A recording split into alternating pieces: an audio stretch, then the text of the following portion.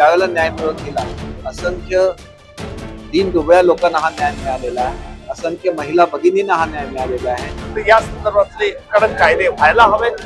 मी निश्चित वकील संरक्षण कायद्याचं जे प्रारूप महाराष्ट्र बारकोर्टने दिलेलं आहे त्याचाही मी अभ्यास करेन।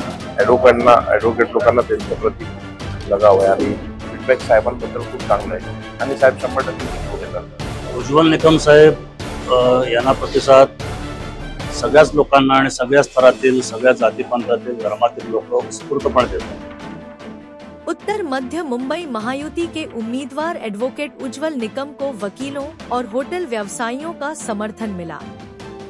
शिवसेना विभाग प्रमुख कुणाल सरमालकर की पहल पर सांता क्रूज वकोला में होटल व्यवसायियों और अधिवक्ताओं की एक बैठक आयोजित की गई, जिसमें मंत्री दीपक केसरकर, भाजपा कोकण विकास आघाड़ी के अध्यक्ष सुहास अडिवरेकर, शिवसेना उपनेता कला शिंदे, होटल व्यवसाय के अध्यक्ष प्रकाश शेट्टी, उपाध्यक्ष नारायण अलवा, वकील संगठन के पदाधिकारी शामिल थे। होटल व्यवसायियों और वकीलों ने अपनी समस्या एडवोकेट उज्ज्वल निकम के सामने रखी। आणि उज्ज्वल निकम साहेब ॲडव्होकेट असल्यामुळे ॲडव्होकेट लोकांना त्यांच्या प्रती खूप लगाव आहे आणि त्यांना काय खूप शिकण्यासारखं आहे त्यांची त्यामुळे ही मीटिंग लावली। परवा आम्ही अशी सेम मीटिंग डॉक्टरांची पण लावली।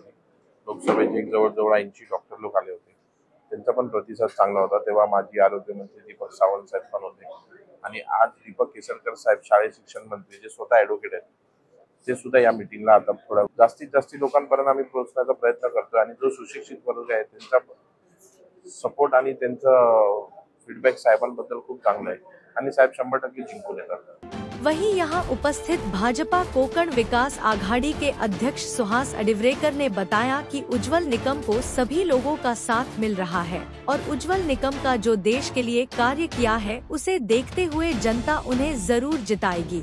उज्ज्वल निकम साहेब यांना प्रतिसाद सगळ्याच लोकांना आणि सगळ्या स्तरातील, सगळ्या जातीपंथातील, धर्मातील लोक उत्स्फूर्तपणे देत आहेत। कारण उज्ज्वल निकम यांचं जे कॉन्ट्रीब्युशन देशाच्या प्रती आहे ते कॉन्ट्रीब्युशन खूप चांगलं आहे, आणखीन बोलकं आहे आणि त्यामुळे प्रतिसाद खूप चांगला मिळतोय। तुम्ही जर कंपॅरिझन केलं असेल, आपण पत्रकार आहात, तर ह्या जिल्ह्यामध्ये उज्ज्वल निकम हे राष्ट्रभक्त उमेदवार भारतीय जनता पार्टी आणि युतीने दिलेले आहे, महायुतीने दिलेले आहे। आणि बाजूला जो उत्तर पश्चिम जिल्हा आहे तिकडे जे शिवसेनेचे उमेदवार आहेत ते मुसाला घेऊन फिरतात।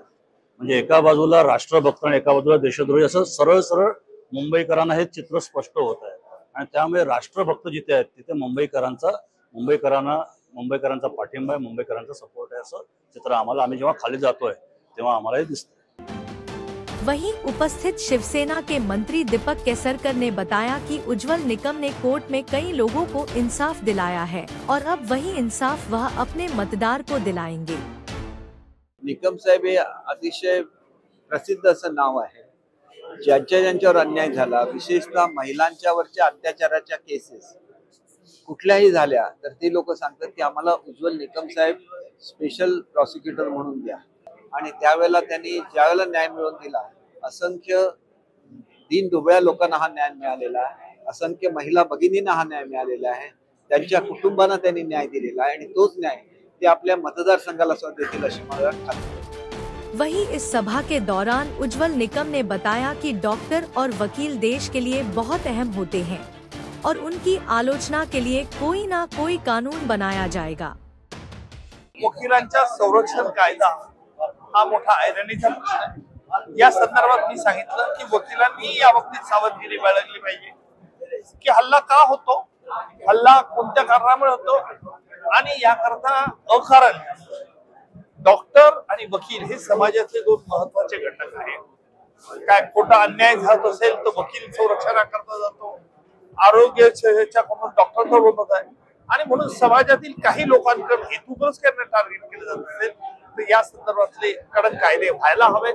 मी निश्चित वकील संरक्षण कायद्याचं जे प्रारूप महाराष्ट्र बारकोर्टने दिलेलं आहे त्याचाही मी अभ्यास करेन आणि या संदर्भात मी निवडून आलो तर संसदेत देखील मी मांडण्याचा प्रयत्न करेन।